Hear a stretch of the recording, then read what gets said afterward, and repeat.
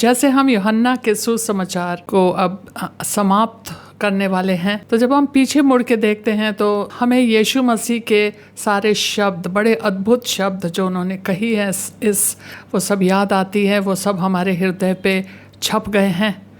और उनके जो आश्चर्य कर्म जो उन्होंने किया और चिन्ह जो उन्होंने दिखाई है, इन सब चीज़ों के अलावा लेकिन यह उनके पृथ्वी पर आने की एकमात्र कारण नहीं थी। यूहन्ना के 4 अध्याय और पद संख्या 34 में वह कहते हैं कि मेरा भोजन यह है कि मैं अपने पिता के कार्यों को करूं और उनको पूरा करूं। और यूहन्ना के 19 अध्याय में हमने देखा कि क्रूस पे यीशु के मरने से पहले उन्होंने एक आखिरी शब्द कही, पूरा हुआ। जो काम वो करने के लिए आए थे उन्होंने सफलतापूर्वक कर ली।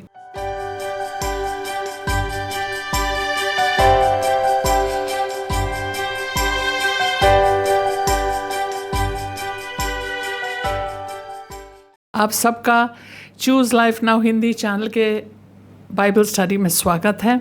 आज हम 20वें अध्याय के दूसरे भाग को पढ़ने जा रहे हैं। आइए पढ़ते हैं।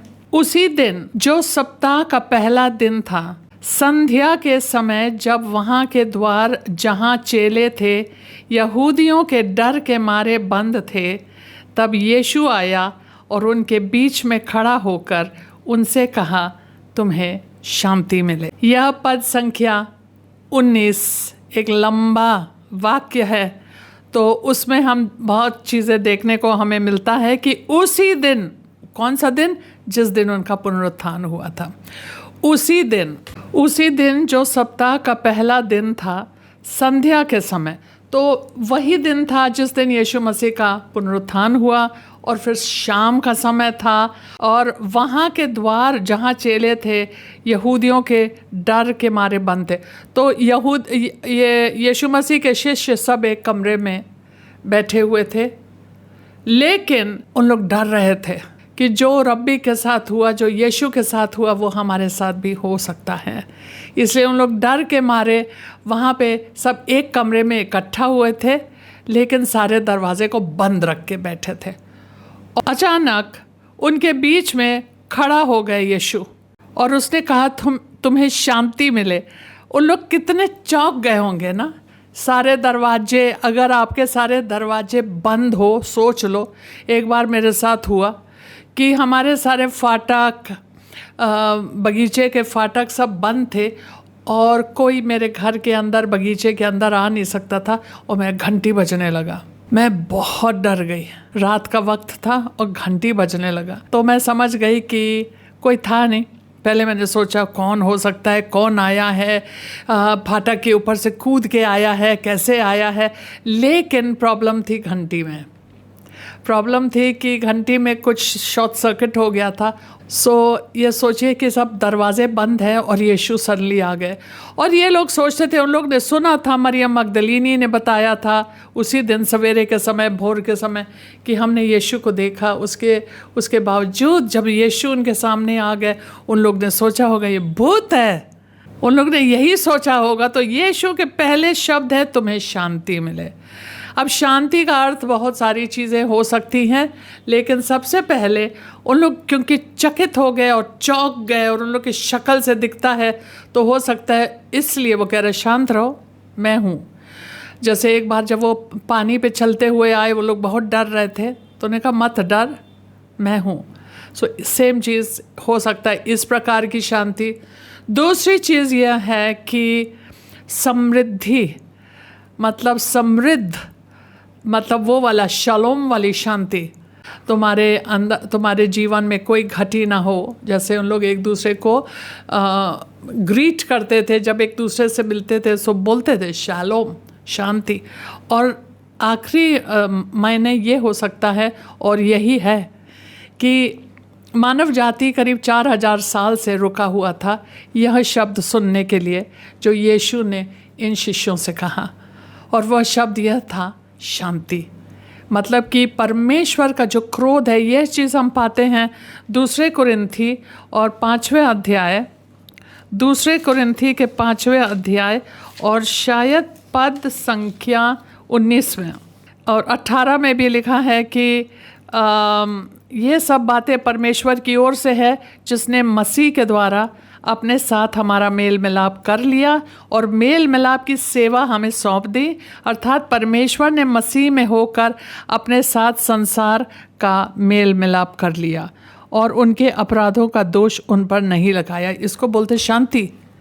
जब परमेश्वर का क्रोध ठंडा हो गया और हमसे वह क्रोधित नहीं है, अगर वह हमसे क्रोधित नहीं है हमारे पापों के वजह से, तो उसको बोलते शांति। इससे बड़ी की शांति क्या हो सकती है?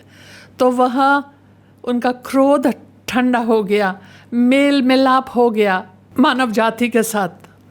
तो यह शांति, यह शब्द सुनने के लिए मानव जाति तरस गया था, क्योंकि हमें पता है परमेश्वर हमसे दूर था और हम लोग सब मरे हुए स्थिति में थे। लेकिन अब यीशु के क्रूस के वजह से, उनके बलिदान के वजह से और उनके लहू बहाने के वजह से अब हमारे पापों का दाम चुकाया गया है और हमें शांति प्राप्त हुई है। तो उन्होंने कहा शांति, और फिर उसके बाद और 20वें पद, और यह कहकर उसने अपना हाथ और अपना पंजर उनको दिखाए। तब चेले प्रभु को देखकर आनंदित हुए। तब उन्होंने सबूत दिया कि मैं ही हूँ और इसीलिए तुम्हें शांति मिल रही है, क्योंकि मैंने यह घाव अपने ऊपर ले ली। तो उन्होंने अपने हाथों को दिखाया एक सबूत के तौर पे कि यह देखिए, यह कीलों का निशान और पंजर उन्होंने दिखाया हृदय के पास कि यह पंजर पे जहाँ भाला भोंका गया था, वो कहते हैं कि इसको देखो, इसको देखो, मैं ही हूँ। सो ये दूसरी चीज़, पहले उनको शांति प्रदान करता है, फिर उनको सबूत देता है कि मैं ही हूँ। और फिर 21 पद में लिखा है, यीशु ने फिर उनसे कहा, तुम्हें शांति मिले दोबारा। जैसे पिता ने मुझे भेजा है वैसे ही मैं भी तुम्हें भेजता हूँ। अब उन लोग को आदेश दिया जा रहा है, उन लोग को भेजा जा रहा है संसार के अंदर। अब तुम संसार के नहीं हो, लेकिन मैं तुम्हें संसार में डाल रहा हूँ, क्योंकि हमें शांति मिली है, शिष्यों को शांति मिली है। लेकिन अब तुम लोग वापस जाओ संसार में, मैं तुम्हें भेज रहा हूँ। विश्वासी लोग अक्सर यह नहीं सोचते हैं कि हम दुनिया में भेजे गए हैं। वह सोचते हैं कि, और मैं भी उनमें से थी, जो सोचते हैं कि पास्टर जाए, बिशप स्वामी जाए, क्योंकि मैं कैथोलिक थी ना, तो स्वामी जी जाए और कोई भी जाए, लेकिन मैं नहीं जाऊंगी। एक बार मैंने एक चर्च सर्विस में मैं बैठी थी, कैथोलिक चर्च में मैं बैठी थी, और एक बिशप स्वामी, जिसका एक बिशप थे, एक्चुअली आर्च बिशप थे, बिशप से भी बढ़ के थे, और वह रिटायर हो गए थे। लेकिन क्योंकि हमारे कलीसिया, हमारे चर्च का गिरजे का 25वां एनिवर्सरी था, वो आए थे और वह बोल रहे थे कि मैं ट्रेन में चल रहा था और ट्रेन में एक आदमी मिला, और ट्रेन में वह आदमी हमसे बातचीत करने लगा और वह कहने लगा, आप ईसाई हो? क्योंकि बिशप थे तो वो इतना बड़ा क्रूस पहना हुआ था चेन पे, तो वो क्रूस को देख करके ऑब्वियसली उसने सोचा तुम ईसाई हो, तो उसने कहा हाँ मैं ईसाई हूँ। तो उसने कहा मेरा एक ईसाई फ्रेंड है। तो उसने कहा तो तुम्हारे ईसाई फ्रेंड ने तुम्हें यीशु के बारे में बताया? तो कहता है नहीं, हम लोग पार्टी में जाते हैं और हम लोग विस्की पीते हैं, दारू पीते हैं और मस्ती करते हैं, लेकिन उसने कभी हमें यीशु के बारे में नहीं बताया। और यही सत्य है कि अगर आपके पास एक विश्वासी फ्रेंड है, ईसाई फ्रेंड है, अक्सर वो अपने मतलब मज़ा लेने में अपना समय बिता देंगे, अपने काम से मतलब रखेंगे, लेकिन कभी यीशु के बारे में बताएंगे। तो यह आर्च बिशप, जो बिशप थे, उन्होंने कहा कि कभी कभी ईसाइयों को देख के मुझे ऐसे लगता है कि पर यीशु मसीह ने उनसे नहीं कहा कि जाओ दुनिया में जाओ और मेरे गवाह बनो। ऐसे लगता है कि यीशु ने उनसे कहा जाओ गिरजा में जाओ, बैठ जाओ वहाँ पे और प्रार्थना करो, फिर घर आ जाओ। जब उसने ये कही उसी दिन मेरा मन बदल गया। हमने कहा यस। यीशु ने कहा जाओ, दुनिया में जाओ और लोगों को मेरे बारे में बताओ, मेरे गवाह हो, हमारे बारे में बताओ। उन्होंने ये नहीं कहा कि तुम्हें बस, हम लोग केवल चर्च जाते थे, प्रार्थना करते थे और सोचते थे हम कितने धर्मी हैं, लेकिन यीशु ने हम लोग को कभी नहीं कहा जाओ चर्च, उन्होंने कहा जाओ दुनिया में। तो अब उन्होंने अपने शिष्यों को यही आदेश दे रहा है कि जाओ दुनिया में जाओ। ये नहीं कहा जाओ चर्च में, जाओ चर्च बनाओ, चर्च में बैठो, प्रार्थना करो। प्रार्थना करना बहुत ज़रूरी है, लेकिन उन्होंने कहा दुनिया मैं भेज रहा हूँ, जैसे मेरे पिता ने मुझे भेजा वैसे ही मैं तुम्हें भेजता हूँ। और फिर उन लोग को सामर्थ्य दी। देखिए दूसरे पद में लिखा है 22 में, यह कहकर उसने उन पर फूका और उनसे कहा पवित्र आत्मा लो। उत्पत्ति ग्रंथ में जब परमेश्वर ने आदम को बनाया तो उन्होंने उनको मिट्टी से बनाई और फिर उसमें अपने श्वास फूकी और फिर वह एक जीवित प्राणी बन गया। लेकिन जब उन्होंने पाप की, जब उन्होंने शैतान की बातें सुनी, परमेश्वर ने उनसे कहा जिस दिन तुम इस पेड़ से खाओगे उस दिन तुम अवश्य मर जाओगे। वैसे उनको देखने से ऐसा नहीं लगता कि मर गया, क्योंकि 900 साल और जिया होगा, 900 पता नहीं कितने साल और जिया, करीबन 1000 साल का था आदम, तो वो मरे तो है नहीं, लेकिन अंदर से, क्योंकि वह एक जीवित प्राणी था, वह एक आत्मा था, और वह आत्मा जब परमेश्वर से जो उनका जो श्रोता था, श्रोते से अलग हो गया, वह मर गया। बाहर से सब लोग लगते हैं कि वो जीवित हैं, बाहर से जीवित जरूर हैं, लेकिन आत्मा मरा हुआ है। लेकिन अब यीशु आते हैं और जैसे हम उस उत्पत्ति के दूसरे अध्याय के 7वें पद को स्मरण करते हुए जब हम इसको देखते हैं, हम स्मरण करते हैं, और यहाँ पर भी यीशु ने उन पे फूका पवित्र आत्मा लो, और एक बार फिर से वह जीवित प्राणी नहीं, लेकिन जीवनदायक प्राणी बन गए। अब हमारे अंदर जीवन है, हम उस दूसरे को जीवन दे सकते हैं, जैसे यीशु वैसे हमारे अंदर जीवन है देने के लिए। सो यह सामर्थ है कि यह आपको यह पवित्र आत्मा मिला है। अब आप जा सकते हैं दुनिया में, और फिर से उन्होंने उनको अधिकार दिया। 23 पद में, जिनके पाप तुम क्षमा करो वे उनके लिए क्षमा किए गए हैं, जिनके तुम रखो वे रखे गए हैं। मतलब उनको अधिकार दिया गया है, उनके नाम में हमें अधिकार मिला है। जो यीशु के आत्मा से भरे हुए लोग हैं उनको अधिकार दिया गया है। जिसके पाप तुम रोक दोगे तो वो उसको क्षमा नहीं किया जाएगा, नहीं तो वो क्षमा किया जाएगा। 24 पद, परंतु 12 में से एक अर्थात थोमा जो दिदमुस कहलाता है, जब यीशु आया तो उनके साथ ना था। जब यीशु कमरे में आया था उस वक्त थोमा नहीं था, पता नहीं कहाँ गया, लेकिन वो वहाँ नहीं था। थोमा वही है जो सब लोग बोलते हैं अरे ये तो उन्होंने यीशु पे शक किया, उन्होंने संदेह किया, उन्होंने विश्वास नहीं किया, उन्होंने उसके अंदर अविश्वास कूट कूट के भरा हुआ है। ये तो ठीक है, लेकिन थोमा वही था जिन्होंने जब यीशु मसीह ने कहा चलो, फसा से पहले उन्होंने कहा चलो हम लोग यरूशलेम चलते हैं क्योंकि लाजर मर गया, तो सब लोग सोचते कि प्रभु आप क्यों जा रहे हो, आपको पता है फरीसी तुम्हें मारना चाहते हैं, आप क्यों जाना चाहते हैं यरूशलेम। तो थोमा ने कहा चलो हम लोग चलते हैं और उनके साथ मरते हैं, थोमा ने कहा।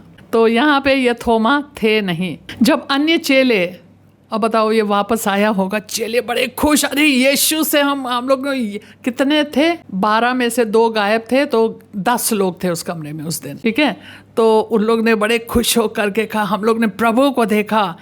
जब अन्य चेले उनसे कहने लगे हमने प्रभु को देखा है, तब उसने उनसे कहा जब तक मैं उसके हाथों में कीलों के छेद ना देख लूं और कीलों के छेदों में अपनी उंगली ना डाल लूं और उसके पंजर में अपना हाथ ना डाल लूं, तब तक मैं विश्वास नहीं करूंगा। असल बात यह है, जो मैं बहुत बार किसी चीज़ को सोचती रहती हूँ, थोमा के दिमाग में मैं जाके मैं सोची क्या हो गया थोमा को, थोमा ने ऐसे क्यों कह दिया कि जब तक मैं देखूंगा। इन लोग ने कहा होगा, यीशु ने अपने हाथों के वो जो कील के निशान हम लोग को दिखाए, पंजर को दिखाए, क्योंकि यीशु ने इन लोग को दिखाया सबूत के तौर पे। तो उन लोगों ने कहा हम लोग ने देखा। कहता है मैं भी देखूंगा। हमें लग रहा है चिढ़ गया बहुत जोर से कि मैं क्यों नहीं था। कभी कभी हमारे जीवन में ऐसा कुछ आया है कि हम सोचते मैं क्यों नहीं थी वहाँ, मैं क्यों नहीं थी वहाँ। ऐसे वो चिढ़ गया। जैसे मैं कमरे से निकला यीशु आ गया।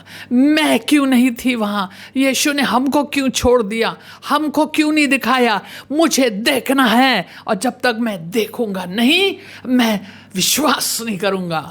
उन्हें शर्त डाला, मुझे देखना है।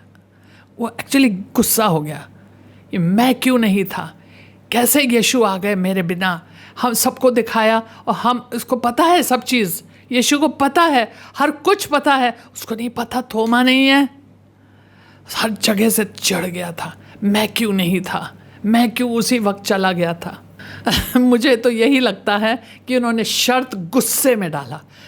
मुझे देखना है, उनके हाथ में कीलों का निशान देखना है, मुझे अपना उंगली भी उसमें डालना है। तुम लोग ने उंगली नहीं डाला ना, मुझे उंगली डालना है। और मुझे अपने उसके पंजर में जहाँ वो घाव है मुझे हाथ डालना है, और तब मैं विश्वास करूँगा, नहीं तो मैं विश्वास नहीं करूँगा। इतना बड़ा विश्वास। 8 दिन के बाद उसके चेले फिर घर के भीतर थे और थोमा उनके साथ था और द्वार बंद थे। तब यीशु आया और उनके बीच में खड़े होकर कहा, तुम्हें शांति मिले। 8 दिन बाद मतलब अगला इतवार, रविवार, क्योंकि ये पहले वो कहते हैं ना, उसी दिन जो सप्ताह का पहला दिन वो रविवार था, संडे, ईस्टर संडे जिसे हम लोग मनाते हैं, रेजरेक्शन संडे। तो उसी दिन 8 दिन बाद फिर से संडे, फिर से सब लोग, इस बार सब लोग घर के भीतर थे और थोमा भी उनके साथ थे और द्वार बंद थे। तब यीशु आया, द्वार बंद थे। यीशु के पास एक नया प्रकार का शरीर था जिसमें जब उसके पुनरुत्थान हुआ अब उनको द्वार खोलने की ज़रूरत नहीं है। जब वो अपने कफन से निकल आया, जो कफन इतना टाइट लपेटा रहता है वो कड़ा हो जाता है सारी जड़ी बूटियों और ऑल के साथ, वो कफन वाले कपड़े को उन्होंने उसको किसी को काटने की ज़रूरत नहीं पड़ी, बस यीशु उसमें से निकल आया। और जैसे मैंने कहा वो जो पत्थर था ना कब्र पे, उसको इसलिए नहीं हटाया गया कि यीशु निकले। यीशु निकल सकते थे, जब कफन से निकल सकते थे बिना कफन को डिस्टर्ब किए हुए, कफन से निकल सकते थे तो पत्थर से के आर पार भी निकल सकते थे, क्योंकि एक नया प्रकार का महिमा से भरा हुआ शरीर दिया गया था। और यहाँ पे वह उसी दिन द्वार सब बंद थे और उसी के आर पार हो के अंदर आ गया, उसको कोई चीज़ रोक नहीं सकता अब। और एक बार फिर से उन्होंने यही चीज़ की 8 दिन के बाद। उसके चेले सब लोग थे, इसमें थोमा भी थे, और उन्होंने ये थोमा के तरफ देख के ये नहीं कहा, थोमा क्या अविश्वास है तुम्हारे अंदर, मैं बड़ा नाराज़ हूँ तुम्हारे साथ। ये मतलब तुम लोग विश्वास नहीं कर सकते हो। मैंने कितने बार तुमसे कहा मेरा पुनरुत्थान होगा, मैं जी उठूँगा, इस मंदिर को ढा दे, मैं तीसरे दिन उठा दूँगा, तुम लोग को समझ में नहीं आता कुछ। उसने डांटा नहीं। थोमा को बुरा लग रहा था, लेकिन वो चौंक गया और वो खुश भी हो गया, आनंदित भी हो गया, लेकिन यीशु ने डांटा नहीं। उन्होंने क्या किया, उसने कहा तुम्हें शांति मिले। 27 तब उसने थोमा से कहा, ओ अपनी उंगली यहाँ लाकर मेरे हाथों को देख और अपना हाथ लाकर मेरे पंजे में डाल, और अविश्वासी नहीं परंतु विश्वासी हो। मतलब कि जो जो चीज़ें थोमा ने कही जब यीशु मसीह नहीं थे, उसने एक एक शब्द सुन ली। हमको पता है कि जो भी बातें हम करते हैं यीशु मसीह सुन रहे हैं, जो भी हम सोच रहे हैं यीशु मसीह देख रहा है।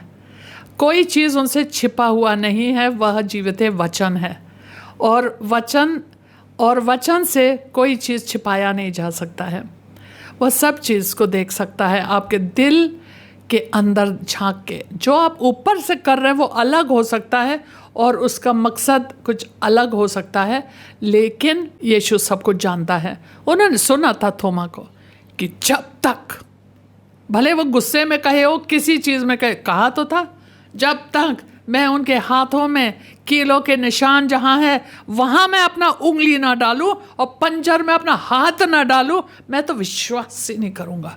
चिढ़ के बोल दिया। यीशु ने सुन लिया। यीशु कहते, आओ थोमा, हाथ डाल पंजर में, उंगली डाल मेरे हाथों में, कील के निशान में हाथ डालो। थोमा को बहुत बहुत बुरा लग गया होगा, वो शर्मिंदा हो गया होगा, क्योंकि यीशु ने उसको एक तरीके से उसको डांटा भी। उसने कहा अविश्वासी ना बनो, विश्वासी बनो। तो यीशु मसीह जानते थे कि यह विश्वास करने से इनकार करे। नहीं, हम नहीं करेंगे विश्वास। तो कह सकते थे मैं विश्वास कर रहा हूँ, नहीं हम नहीं करेंगे विश्वास। वह कह सकते थे कि मैं विश्वास करूँगा, मैंने देखा नहीं, तुम लोग ने देखा, मैं विश्वास करूँगा। लेकिन उन्होंने ऐसे नहीं कहा। उसने कहा मैं नहीं विश्वास करूँगा। यह सुन थोमा ने उत्तर दिया, हे मेरे प्रभु, हे मेरे परमेश्वर। कितना जल्दी थोमा बदल गया। थोमा जो कहता था मैं विश्वास नहीं करूँगा, अब कहता है हे मेरे प्रभु, हे मेरे परमेश्वर। और यीशु ने यीशु मसीह को अपना परमेश्वर भी कह रहा है, ना कि केवल प्रभु लेकिन परमेश्वर भी। यीशु ने उससे कहा, तूने मुझे देखा है, क्या इसलिए विश्वास किया है? धन्य वे हैं जिन्होंने बिना देखे विश्वास किया। आपको पता है कि विश्वास क्या होता है? विश्वास इब्रानी के 11वें अध्याय में पद संख्या 1 में लिखा है, अब विश्वास आशा की हुई वस्तुओं का निश्चय और अनदेखी वस्तुओं का प्रमाण है। अनदेखी वस्तुओं का प्रमाण है। आपको देखने की कोई आवश्यकता नहीं है। अगर आप विश्वास करेंगे आप धन्य हैं, क्योंकि आपको अपने आशा किए गए वस्तु जो जिसके लिए आप रुके हो, जिसके लिए आप आशा कर रहे हो, उसके वह विश्वास उसका निश्चय है। मुझे निश्चय मिलेगा ये चीज़। अगर आप कहेंगे देखेंगे क्या होगा, कैसे होगा, निश्चय और अनदेखी चीज़ों का प्रमाण होता है। तो वह अनदेखी पे हम लोग को बोला जाता है कि बाइबल बताती हमारा धर्मी जन देखी पे नहीं अनदेखी पे चलेगा, विश्वास के द्वारा जीवित रहेगा। विश्वास के द्वारा जीवित रहेगा। और विश्वास का मतलब है अनदेखी पे चलना। हम लोग को पता है कि हमें एक स्वर्गीय घर है, एक स्वर्गीय धाम है। हमें सारी चीज़ें जो हमें यहाँ पे वायदे मिले हैं, हमें उस चीज़ का पर विश्वास है और निश्चय है। हमें निश्चय मिलेगा, क्योंकि यहाँ लिखा है हमें मिलेगा। जो चीज़ यहाँ पे बाइबल में बताया गया है वह हमें निश्चय मिलेगा। दुनिया की रीति यह है कि हमें दिखाओ फिर हम विश्वास करेंगे, हमको ये चीज़ देखने को मिल जाए विश्वास करेंगे। लेकिन परमेश्वर के राज्य में ऐसा नहीं है। जिस चीज़ का आपको ज़रूरत है उसको नहीं भी देखते हैं तब भी आपको विश्वास करना है। और 30 पद संख्या 30 में लिखा है, यीशु ने और भी बहुत से चिन्ह चेलों के सामने दिखाए। सबसे बड़ा चिन्ह तो उनका खुद का पुनरुत्थान है। खुद का, लाजर का सबसे बड़ा आश्चर्य कर्म था और उसके बाद उनका खुद का पुनरुत्थान। यीशु ने और भी बहुत से चिन्ह चेलों के सामने दिखाए जो इस पुस्तक में लिखे नहीं गए, परंतु ये इसलिए लिखे गए हैं कि तुम विश्वास करो कि यीशु ही परमेश्वर का पुत्र मसीह है और विश्वास करके उसके नाम से जीवन पाओ। Praise the Lord. यहाँ बताया जा रहा है कि बहुत सा काम किया। हम लोग इतने चीज़ें नहीं लिख सकते थे। हर दिन हजारों लोगों को चंगाई मिलती थी, हजारों लोगों के साथ चमत्कार होती थी, बहुत सारे चीज़ें करते रहते थे। जो मेन जो मुख्य चीज़ें हैं, जो सत्य के तरफ हमें संकेत देता है, वो सारी चीज़ें इस पुस्तक में लिखी गई है। और इसके बाद वो लिखता है कि यह जो उनका चिन्ह है, ये जो वह दरवाजे के आर पार आता था, लोगों से बातचीत करता था, थोमा के सारे बातें को जानता था, उनके पुनरुत्थान के सारे जो इसी अध्याय में 20 अध्याय में किस तरीके से वो कब्र से निकले, जिस तरीके से मरियम मगदलीनी के सामने आए और किस तरीके से उनका पुनरुत्थान हुआ, ये सारी बातें, इसलिए मैंने इस पुस्तक पे लेकर सब कुछ नहीं लिखा है। यूहन्ना कहता है सब कुछ मैं नहीं लिख सकता, चुन चुन के हमने लिए हैं चीज़ों को ताकि तुम लोग विश्वास करो। कहता है सब कुछ नहीं डाल पाए, परंतु ये इसलिए लिखे गए, ये सब चीज़ें जो अभी पुनरुत्थान के बारे में, सारी चीज़ें जो इससे पहले सारे अध्यायों में है लिखे हैं, ताकि तुम विश्वास करो कि यीशु ही परमेश्वर का पुत्र। अभी हमने थोमा को सुना, हे मेरे परमेश्वर, वो केवल हे मेरे प्रभु नहीं बोला, वो बोले हे मेरे परमेश्वर। तो कहता है ये सब इसलिए ताकि तुम जान पाओ कि यीशु परमेश्वर का पुत्र मसीह है, मतलब वही हमारा उद्धार करता है। और जब तुम विश्वास करोगे कि यीशु मसीह परमेश्वर का पुत्र है, देखो तो उनके कर्म को, वह परमेश्वर का पुत्र मसीहा है, वह हमारे उद्धार के लिए जो भी किया है उसने हमारे उद्धार के लिए किया। और जब हम विश्वास करेंगे तो उसके नाम से जीवन पाएंगे, क्योंकि हम उद्धार कैसे पाते हैं? परमेश्वर की अनुग्रह के द्वारा और अपने विश्वास के द्वारा। सो हालेलुया। यह आखिरी पद था और 20वीं अध्याय यहीं पे समाप्त होती है। आइए हम सब प्रार्थना करें। हे पिता, हमारी आत्मिक आंखें खोल दे प्रभु, कि हम अपने पुनर्जीवित यीशु मसीह को देख पाएं, यह जान पाए कि वह हमारे अंदर अब वास करते हैं और वह हमारे अंदर वास करते हैं अपने पवित्र आत्मा के द्वारा। हम वास्तव में धन्य हैं, हम धन्य लोग हैं। जैसे यीशु मसीह ने थोमा से कहा, तुमने देखा इसलिए तुमने विश्वास किया। धन्य है वे लोग जिन्होंने नहीं देखा और तब भी विश्वास करते हैं। लेकिन हम धन्य हैं क्योंकि हमने नहीं देखा, यीशु को नहीं देखा, लेकिन हम विश्वास करते हैं। मरियम मगदलीनी की गवाही को सुनते हैं और पतरस की गवाही को सुनते हैं, यूहन्ना की गवाही को सुनते हैं, और जो जो इस पुस्तक में लिखा है हम इसलिए इस सारी चीज़ों पे विश्वास करते हैं कि हाँ, थोमा के साथ हम भी बोलते हैं कि हे मेरे प्रभु, हे मेरे परमेश्वर, तू सच में हमारा मसीहा है, हमारा उद्धार करता है, और आपके लहू बहाने से हमारे पापों को हमारे पाप धोए गए हैं और हमें उद्धार मिला है, और आपने इस शरीर के लिए दाम चुकाया है और आप हमारे अंदर अब वास करते। मेरा शरीर अब आपका मंदिर है। हमारी आत्मिक आंखें खोल दे कि हम आपको निरंतर देखने पाए। और प्रभु, केवल हम ही ना देखें, लेकिन हमारे जीवन के द्वारा, हमारे शब्दों के द्वारा, हमारे कामों के द्वारा प्रभु हम इस जीवित परमेश्वर को दूसरे के पास भी लेके जाए, ताकि वह भी विश्वास करे और जीवन प्राप्त करे। ये प्रार्थना हम यीशु मसीह के नाम से मांगते हैं। आमीन। आप सबको जय मसीह।